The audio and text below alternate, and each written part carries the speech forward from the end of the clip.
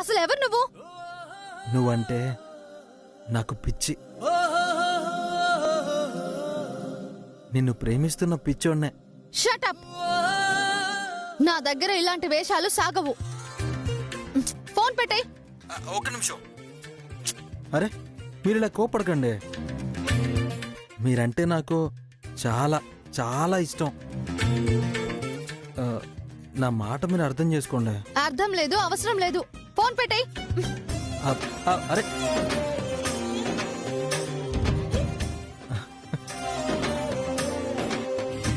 తమ్ముడు, ఏంట్రా నువ్వు చేస్తున్న పని? ఎవరితో ఆ మాటలు? ఇంకెవరితో మాట్లాడుతానన్నయ్య? బుల్లెమ్మతోనే. మరి ఎవరో చెప్పకుండా అలా మాట్లాడేవేంట్రా? అనయ్య, నువ్వేగా మనసు ముందు పంచు తర్వాత ప్రేమ పంచు అని చెప్పావు. పర్వాలేదురా, బాగానే డెవలప్ అయ్యావు.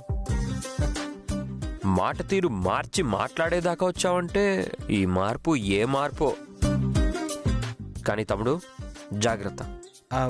ఆ బుల్లెమ్మ నన్ను ఇష్టపడేదాకా చేసి అప్పుడు బయటపడతానన్నయ్య. తమ్ముడు, ఈ దాగుడు మూతలు ఎక్కువ కాలం పొడిగించుకో. అర్థం కాకముందే నువ్వు దొరికిపోతే నువ్వు దొంగలా మిగిలిపోతావు. అభిప్రాయం మారే ప్రమాదం ఉంది. జాగ్రత్తగా ఉండు. అట్టగే అన్నయ్య, నువ్వు చెప్పావుగా, అట్టగే చేస్తానులే.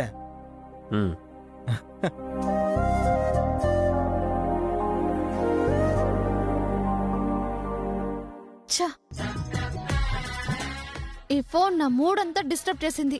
ఆ మురళిగాడు వదిలాడు అనుకుంటే మళ్ళీ వీడెవడో తగిలాడు. ఏమండి కాఫీ? అయ్యో ఏమండి, ఏమండి ఏమైందండి? ఏమండి?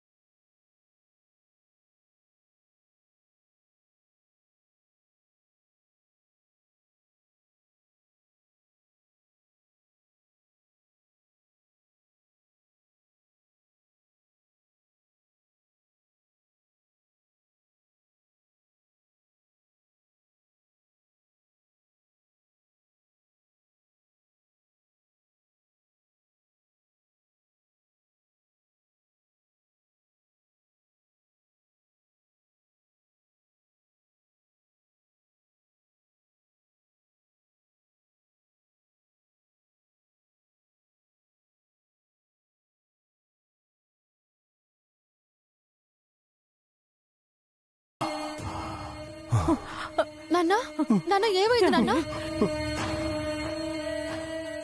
శంకరం కూతురు సూసైడ్ చేసుకుందట.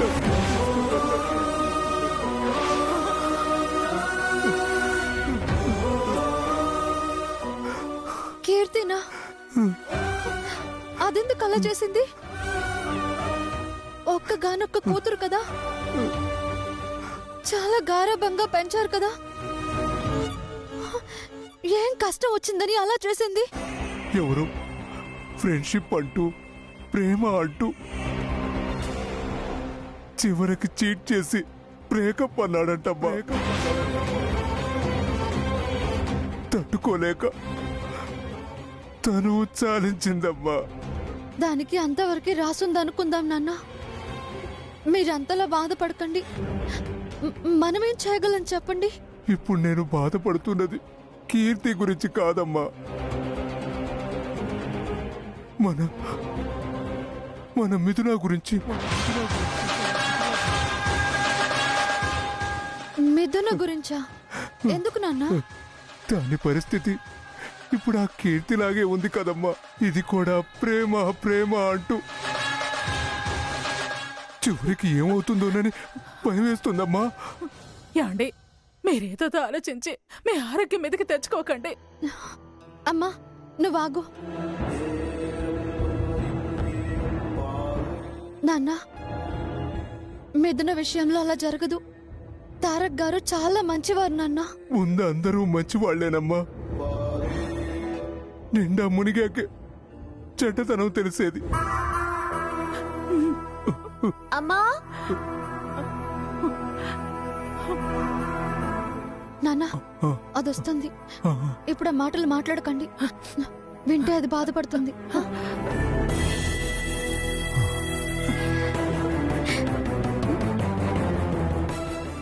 ఏమైంది? ఎందుకు అందరూ అలా ఉన్నారు? ఏం లేదే, నువ్వు త్వరగా రెడీ అవ్వు. ఇవాళ నువ్వు డ్యూటీలో జాయిన్ అవ్వాలి కదా. అవునవును. అమ్మా నాకు కాఫీ ఇవ్వవే. నేను తెచ్చిస్తానులే, నువ్వు త్వరగా వెళ్ళి రెడీ అవ్వు. మ్, చూసారా అండి, దానికి ఇంకా చిన్నతనం పోలేదు. అదే కదా నా బాధ. హర్మం కర్మం తెలియని పిల్ల ఏమాయిలో పడి ఏమైపోతుందో అనేదేనమ్మా నా దిగులు. నాన్న మీరేం భయపడద్దు, బాధపడద్దు. నేనున్నాను కదా, దానికి అన్యాయం జరగనివ్వను నాన్న.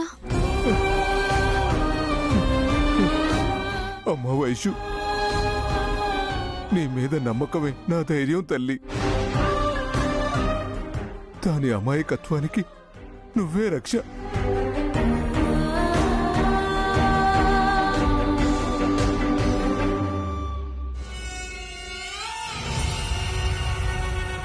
ఆ శేఖర్ గాన్ని టైంకి తీసుకొచ్చి నా ప్లాన్ని చెడగొట్టిన ఆ వైష్ణవి కోసం నేను వెయిట్ చేయడమా?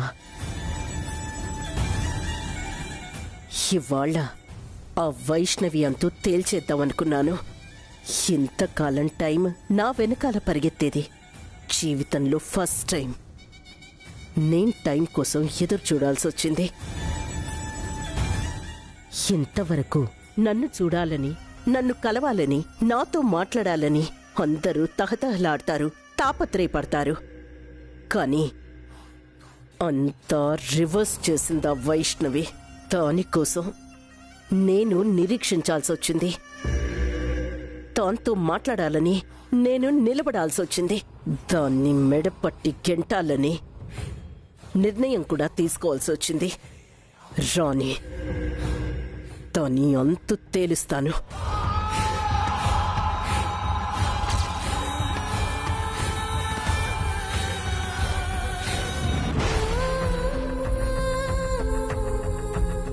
నాన్నకి నేనైతే మాటిచ్చాను కానీ, తారక్ గారిని మిథునని దగ్గర చేయగలిగాను కానీ, వాళ్ళని ఎలా ఒకటి చేయాలి? తారక్ గారికి మిథున మీద ప్రేమ ఎలా కలిగించాలి? వాళ్ళ మనసులు ఎలా కలపాలి?